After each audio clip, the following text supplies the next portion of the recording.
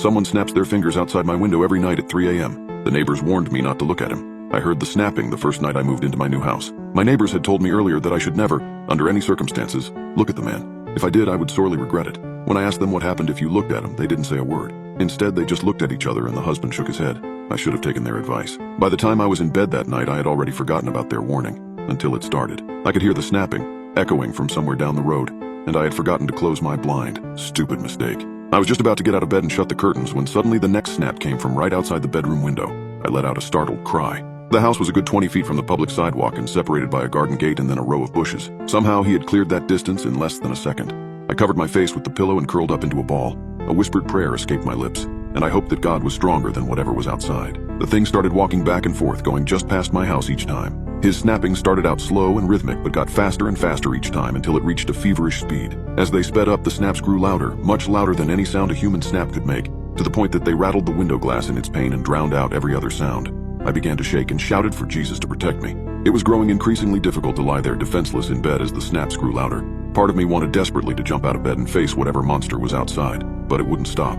It just got louder and louder until my eardrums felt like they were about to burst. I tried stuffing the corners of my pillow down my ears, but it did nothing to quiet the incessant roar. Then just like that, there was silence. The noise stopped so suddenly that it was almost startling. From outside, a gravelly reptilian voice said, not in a whisper but in a low and quiet tone, "Good night." I can't put into words how frightening the experience was, but I had just bought the house. There was no way I could move out already.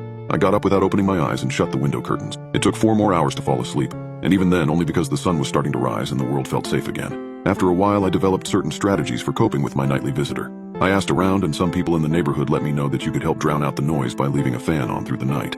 It sounded dumb at first, but I was desperate enough to try anything at that point, and sure enough, it worked. The snapping was still loud but endurable, and after a week, I was sleeping through the whole thing. I started to tie the curtain shut and add a cardboard wall around the window so that there was no way I'd be able to accidentally look at him. I even put a tripwire in front of the window so I'd know if anyone tried removing it. I was determined. I wasn't going to move out of this beautiful place just because of one weird person. After implementing my nighttime defense strategies, my life started getting back to normal. I settled into my new job and even became friends with a couple co-workers. One was a goofy guy named Tyler who's stupid in a fun-to-be-around kind of way, and the other was a beautiful girl I was flirting with named Amanda. I thought we'd all be friends for life. I just didn't realize the horrifying reality that it was about to get cut short. I had the dumb idea to invite both of them over for a little party at my place. We started off with board games, pizza, and beer, then more and more beer. And it didn't take long until Tyler wandered into my room. "What the hell is this stuff in your room?" Tyler shouted. I froze. I had gone so long without waking up at 3 a.m. that I had half forgotten about the thing that roamed the neighborhood. I looked down at my watch.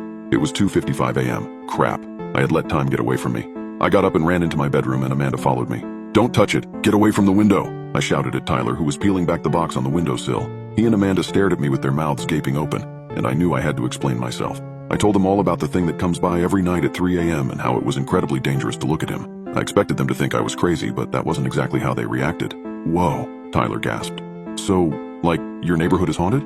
"Well, yeah, I guess technically, but it's not a huge deal as long as you stay away from that window," I said. "So, like, you've never even seen the guy that does this?" he asked me. I shook my head. "How do you know it isn't just some random loser playing a prank? Trust me, if you heard it, you would know that it isn't anything human," I told him. He looked at me with a flash of excitement. "What time is it?" he asked. I checked my watch again. 2:58. I stuttered and then looked at him in terror. I did not want them to witness the snapping. "We can't be in here. Let's go back into the living room," I blurted and tried to herd the two out of my room, but Tyler wouldn't budge. "No effing way, man. Now that we're here, I want to hear this thing. I'm staying." I could tell he meant it, and I didn't know what I could do to convince him to leave. Before I could even think of something else to say, I heard it. The snaps were starting from down the street. "He's coming," I said mostly to myself. Tyler and Amanda fell silent and strained to listen for the sound of his arrival. "I don't hear," Amanda started to say, but she was cut off by the sudden sound of snapping that came from right outside the window. I groaned. He was here. Tyler, who was facing the window, fell backwards onto the floor. "Holy crap," he giggled. "It's real." I didn't like the look I saw on Tyler's face. He was eyeing the window up and down like it was a roller coaster he was about to ride, a plunge into adventure that he was ready to take. "Come over here, Tyler. It's not safe by the window," I said, but my words were lost on him. "Tyler, get over here," Amanda yelled. The snapping started to get louder and Tyler's visage changed from excited to afraid. However, that glimmer of adventure still shone in his eye. "Why can't we look at him again?" Tyler shouted over the growing noise. He started to move hesitantly towards the rattling window. I tried to shout back an answer, but the snapping was already deafening and it drowned out any sound of my voice. The fan was turned off. Amanda covered her ears and crouched down to her knees. I could tell by her face that she was crying. For a second, I bent down to comfort her, and when I looked up, I just barely caught Tyler's mouth moving. I'm not the best lip reader, but I could tell he said something like, "I think I'm going to open the window." as he reached to pull the box off the windowsill. I sprang up from the floor across the room towards him and shouted with all my might for him to stop, but it was too late. Just as I was about to reach him, Tyler undid the curtains and he laid eyes on the terrible thing outside. I shielded my own eyes with my elbow just in time, but that didn't stop me from hearing Tyler's screams, because as soon as Tyler opened the curtains, the snapping stopped. The thing outside the window let out a deep animal moan of pleasure, and then all we could hear was a mortifying, blood-curdling wail. It came from Tyler. After a few seconds, the screaming subsided, and I hesitantly decided to open my eyes. Tyler was sitting in the corner, slumped over like a drunk. His mouth was turned up in a slight smile and drool poured out of the corner. "Tyler," I began to talk to him. He looked over when I said his name, and I saw that his eyeballs were all white. They didn't pupils or irises, not even any veins. They were just pure white, like two cue balls stuck in his skull. He smiled wider. "Tyler, are you all right?" I asked. "I'm fine," he said dryly as he stood up. I looked at the watcher and he has helped me truly see. He took a step toward us. "I think you two should look. I promise you won't regret it." He took another step forward and reached a hand out in our direction. "Just take a quick peek. I won't tell anyone." At that moment, a dull thud came from the window.